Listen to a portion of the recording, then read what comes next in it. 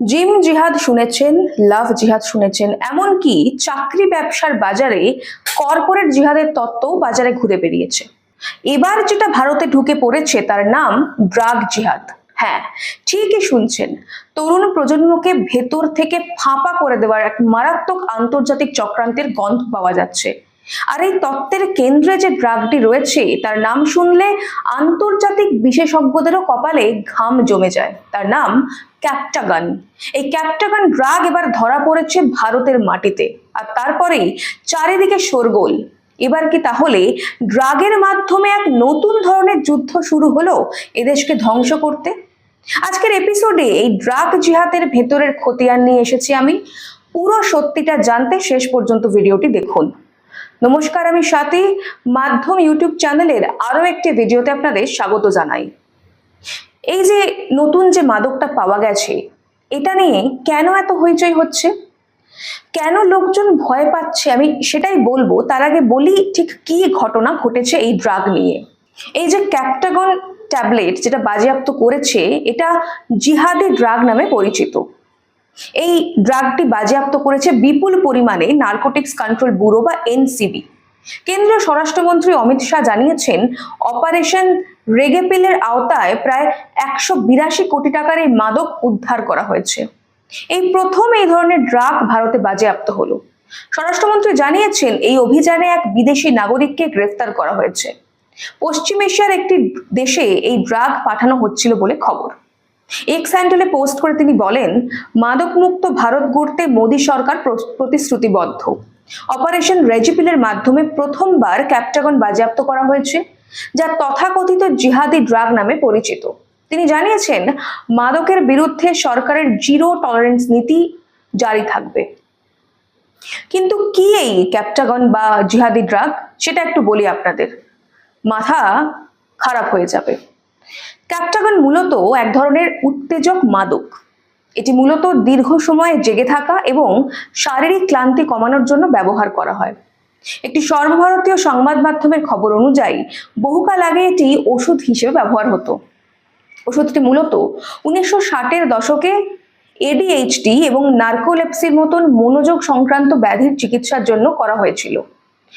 পরে এই ওষুধ থেকে আসক্তি তৈরি হওয়ায় 1980-র দশকের মধ্যে ওষুধটির মূল ফার্মাসিউটিক্যাল সংস্করণ আন্তর্জাতিক বাজারে নিষিদ্ধ করে দেওয়া হয়। এবার প্রশ্ন উঠতে পারে যে কেন এই ড্রাগকে জিহাদি ড্রাগ বলা হচ্ছে। গোয়েন্দা রিপোর্ট অনুযায়ী পশ্চিম এশিয়ার বিভিন্ন জায়গার সংঘাতপূর্ণ অঞ্চল, যেখানে দীর্ঘদিন ধরে জিহাদি কবলিত, সন্ত্রাস কবলিত, সেই জায়গায় এই ড্রাগের বহুল ব্যবহার রয়েছে। বিভিন্ন বিচ্ছিন্নতাবাদী গোষ্ঠীর মধ্যে ছড়িয়ে দেওয়া হতো এই ড্রাগ। এই ড্রাগের জন্য গোপন ল্যাব, হাওলার মাধ্যমে টাকা পাচার, বাণিজ্যের জাল নথি, সামুদ্রিক পাচার সহ একাধিক অবৈধ কার্যকলাপের সঙ্গে যুক্ত রয়েছে। অবৈধ ক্যাপটাগন উৎপাদনের প্রধান কেন্দ্র ছিল সিরিয়া। মূলত তুলনামূলকভাবে কম উৎপাদন খরচ এবং উচ্চ অবৈধ চাহিদার জন্য এই ড্রাগের রমরমা বাড়তে থাকে। আইসিসের মতন জঙ্গি গোষ্ঠীগুলি এই ড্রাগের ব্যবহারের কারণে এটিকে হামেশাই জিহাদি ড্রাগ বলা হয়ে থাকে। সম্প্রতি গুজরাটের মুন্দ্রা বন্দর এবং দিল্লির নেবসারাই এলাকায় তল্লাশি চালিয়ে পুলিশ এই ড্রাগ উদ্ধার করেছে। এর সঙ্গে আন্তর্জাতিক মাদক পাচার চক্রের যোগ রয়েছে কিনা সেই ব্যাপারেও তদন্ত করছে এনসিবি। দেখুন, ভারতে ড্রাগ উদ্ধারের ঘটনা নতুন কিছু নয়। এর আগেও একাধিকবার বিভিন্ন ড্রাগ বিভিন্ন জায়গা থেকে, রেভ পার্টি থেকে, বিভিন্ন পুল পার্টি থেকে উদ্ধার করেছে পুলিশ। সীমান্ত এলাকাগুলোয় প্রায়শই পাওয়া যায়। কিন্তু ক্যাপটাগনের মতো ড্রাগের এন্ট্রি পুরো হিসেবটাই বদলে দিয়েছে। আফগানিস্তান পাকিস্তান হয়ে যে গোল্ডেন 3 সেন্টের ড্রাগ রুট ভারতে ঢুকতো, তার সাথে এবার জুড়ে গেছে মধ্যপ্রাচ্যের এই ভয়ঙ্কর ড্রাগ।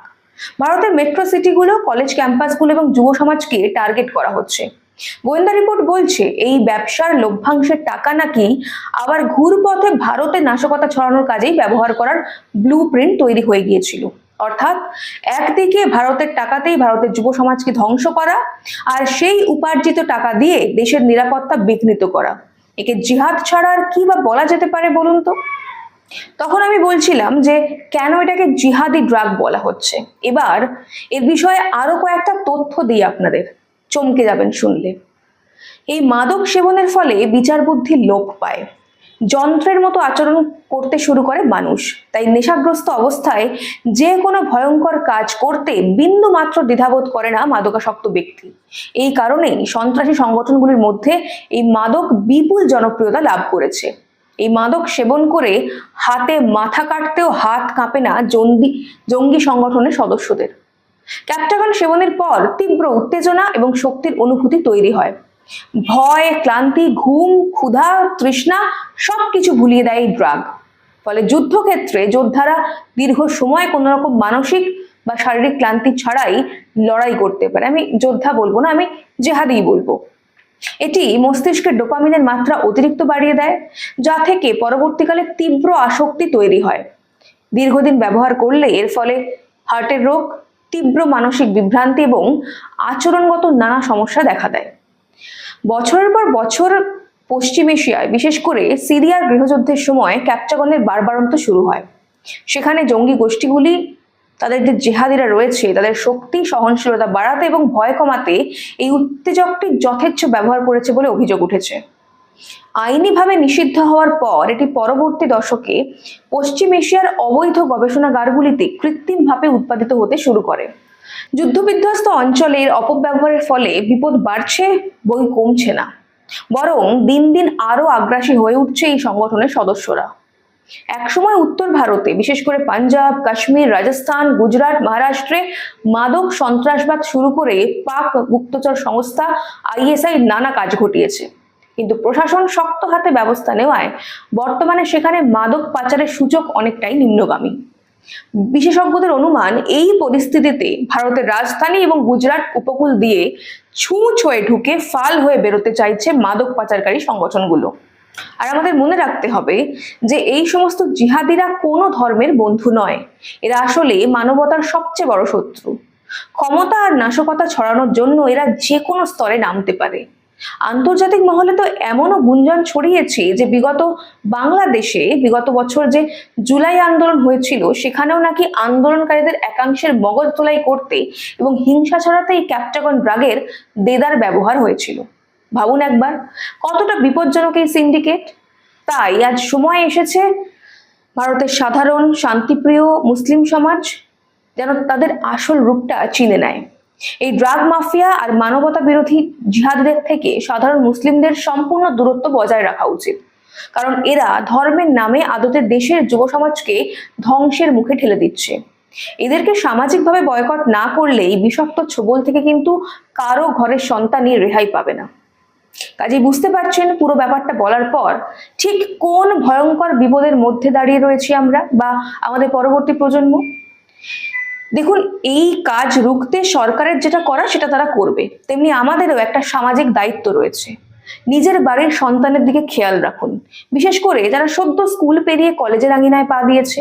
তারা কাদের সাথে মিশছে, কোথায় যাচ্ছে, কি খাচ্ছে, তার বন্ধু মহল কিরকম, সন্তানের আচরণে হঠাৎ কোনো পরিবর্তন আসছে কিনা, এই বিষয়গুলো গুরুত্ব সহকারে দেখুন। দেশের সরকার অত্যন্ত সজাগ এবং শক্তিশালী, তাই আমাদের দেশকে নানাভাবে জিহাদের ফাঁদে ফেলার চেষ্টা চলছে। এই চক্রান্ত ভাঙতে হবে আমাদেরই। আপনাদের কি মনে হয় ভারতবর্ষকে কি আদৌ ড্রাগ জিহাদের ফাঁদে ফেলা সম্ভব হবে? জানান আমাদের কমেন্ট করে। আজ এই পর্যন্তই, দেখা হবে পরের একটি ভিডিওতে। ততক্ষণ পর্যন্ত সঙ্গে থাকুন, দেখতে থাকুন মাধ্যম। गरीबी मिटेगी, समृद्धि बढ़ेगी।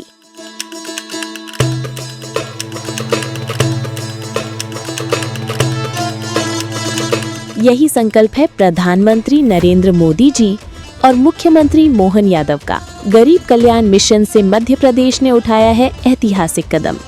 संबल 2.0 के तहत 1.75 करोड़ श्रमिकों का पंजीयन और गिग वर्कर्स भी अब लाभान्वित।